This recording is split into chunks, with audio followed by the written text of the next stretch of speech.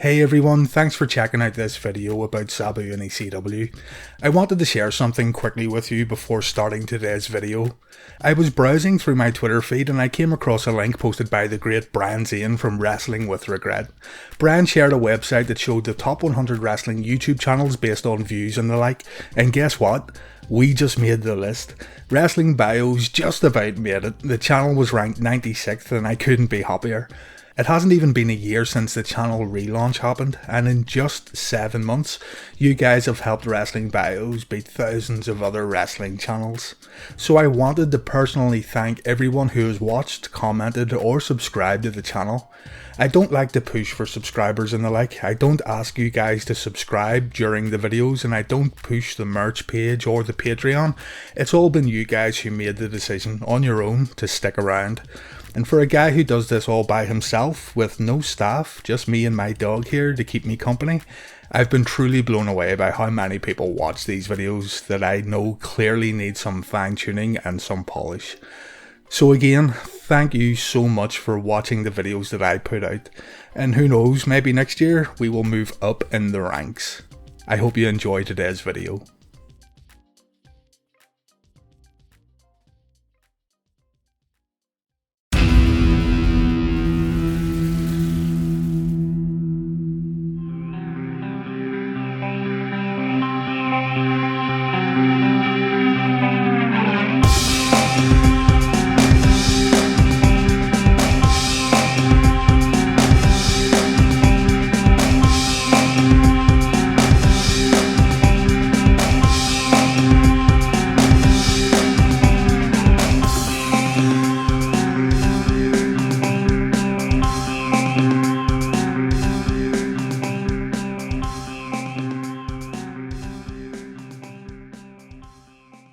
While the crazy and wild foreigner gimmick had been done numerous times in wrestling during the 80s and 90s, very few were able to capture the audience's attention quite like Terry Brunk, better known to the world as Sabu. Though far from being the most disciplined wrestler, Sabu was definitely one of the most extreme superstars in the history of pro wrestling. Undeservedly, Sabu nowadays is remembered by some fans as a guy who frequently botched his moves, but with the extremely high risk involved in Sabu's unorthodox moveset, along with seemingly a lack of care about his own physical well-being, there was no way Sabu could constantly throw caution to the wind and succeed every time. Sabu, time and time again, took chances with a moveset that had a higher probability of failing, but the fact that he took said chances speaks volumes about his innovation in the ring. Of course, by the time Sabu made his way to the WWE, he wasn't the same performer, but during his ECW heyday and even in FMW, Sabu was to be feared. In this video, we take a look at Sabu in ECW.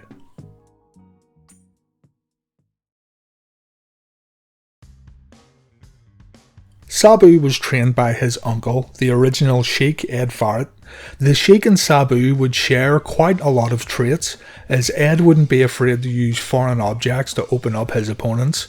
The Sheik also wouldn't speak too frequently on camera, something that Sabu didn't do much of either, at least during his early days.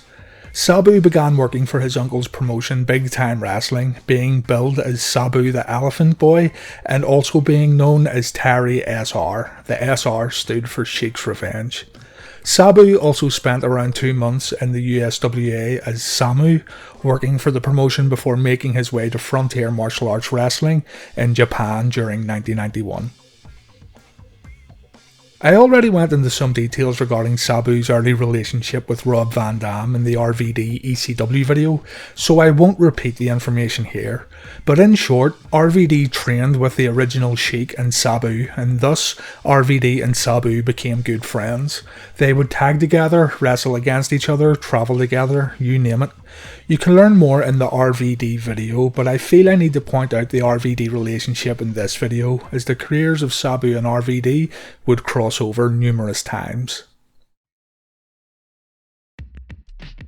Anyway, it was in FMW that Sabu broke out. Now, if you're a fan of extreme and hardcore wrestling, you should be doing all you can to hunt down FMW shows of the late 80s and 90s.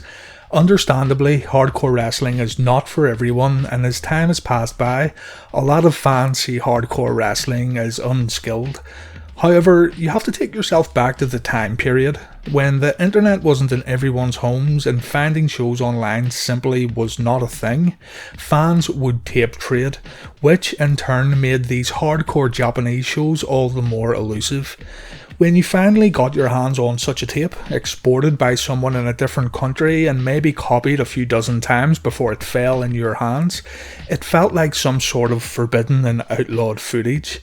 When you first saw what was happening on these hardcore wrestling tapes, it was like watching the proverbial train wreck. You couldn't avert your eyes. These days, the hunt for these underground and forbidden extreme shows has become a much easier task thanks to the internet, and with that, the allure and mystique has vanished. There is still a demand out there for hardcore wrestling though, and like any style of pro wrestling, it has a large fan base. Sabu had some of his most brutal matches while working in FMW in Japan. The scars that cover Sabu's body, yeah, most of these were gained during this time period. No rope barbed wire death matches were a constant in FMW, and Sabu had his fair share of these.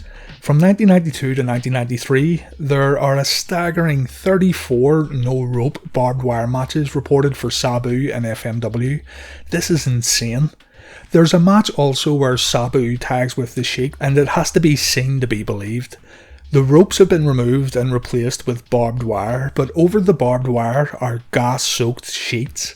The sheets are then set on fire, and almost instantly, the whole perimeter of the ring is ablaze. After minimal action in the ring, every wrestler gets the fuck out of Dodge in fear of the intense heat and the fact that someone could actually end up getting set on fire. This match is available via a quick Google search. Sabu got in touch with Todd Gordon and he began working Extreme Championship Wrestling in 1993. At first, Sabu was brought to the ring strapped to a gurney wearing a Hannibal Lecter style mask. The gimmick here was that Sabu would only be released when it was time for him to wrestle, and he would be an uncontrollable animal in the ring. In only his second match in ECW, and on the second night of the NWA Bloodfest show, Sabu defeated Shane Douglas for the ECW Heavyweight title. The match lasted just under 2 minutes. Also, weeks after winning the ECW Heavyweight Championship, Sabu had some dark matches for the WWF against Scott Taylor, better known as Scotty 2 Hotty, and also Sabu wrestled Owen Hart.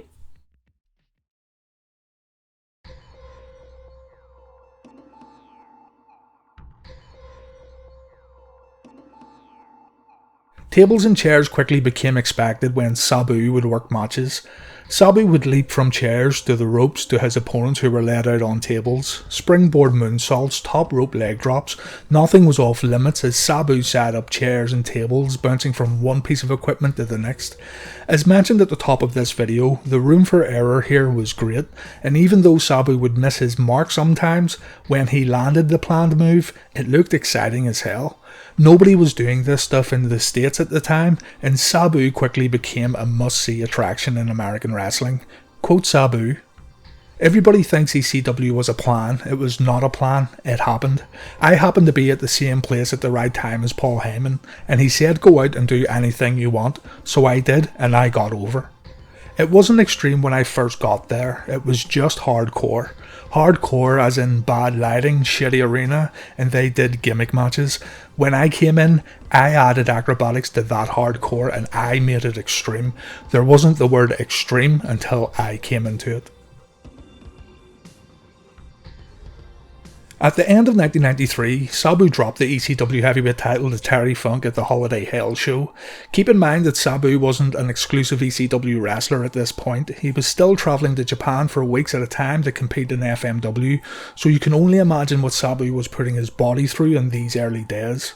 Sabu wouldn't see the ECW Championship for nearly 4 years afterwards, but still, he remained a must-see attraction in ECW.